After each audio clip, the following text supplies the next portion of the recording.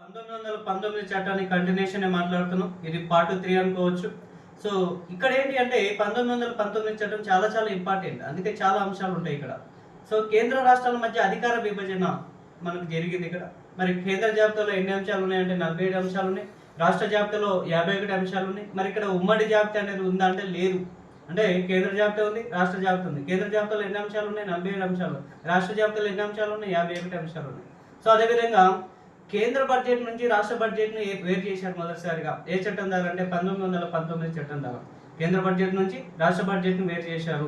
ఓకేనా? మరి బడ్జెట్ ని ఎప్పుడు ప్రవేశపెట్టారంటే 1861 ఇండియన్ కౌన్సిల్ యాక్ట్ ద్వారా 1861 లో ప్రవేశపెట్టారు.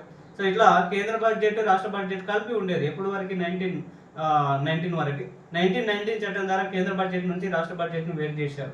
సో అదేవిధంగా 1909 చట్టంలో ముస్లింలకు స్పెషల్ కాన్స్టిట్యూన్సీని ఏర్పాటు చేశారన్నాం.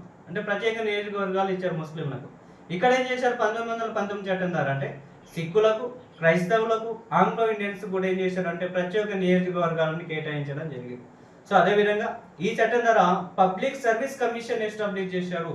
పబ్లిక్ సర్వీస్ కమిషన్ ని సో మనకు లీ కమిషన్ ఏర్పాటు చేసి 1926లో పబ్లిక్ సర్వీస్ కమిషన్ ఏర్పాటు చేయడం జరిగింది. మరి పబ్లిక్ సర్వీస్ కమిషన్ కి 1926లో మొదటి చైర్మన్ ఎవరు అంటే రాజ్ బార్కర్ అనే పర్సన్ సో మొదటి చైర్మన్ గా పనిచేశారు.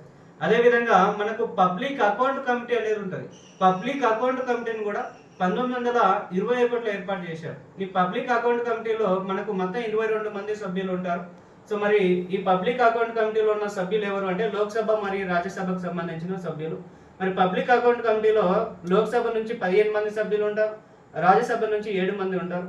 ఇట్లా మనకు పబ్లిక్ అకౌంట్ కమిటీ అతి పురాతనమైన కమిటీ. ఇప్పుడున్న కమిటీల్లో అతి పురాతనమైన కమిటీ ఏంటంటే పబ్లిక్ అకౌంట్ కమిటీ అని చెప్తాం. సో ఇది చాలా చాలా ఇంపార్టెంట్ అయిన కమిటీ. సో ఇప్పుడు ఉన్న కమిటీల్లో అతి పురాతనమైన కమిటీ. ఎంతమంది సభ్యులు ఉంటారంటే 22 మంది సభ్యులు ఉంటారు. లోక్సభ నుంచి ఎంతమంది ఉంటారంటే 15 మంది ఉంటారు. రాజ్యసభ నుంచి ఎంతమంది ఉంటారంటే 7 మంది ఉంటారు అనే విషయం మీరు కూడా గుర్తుంచుకోవాలి. Thank you.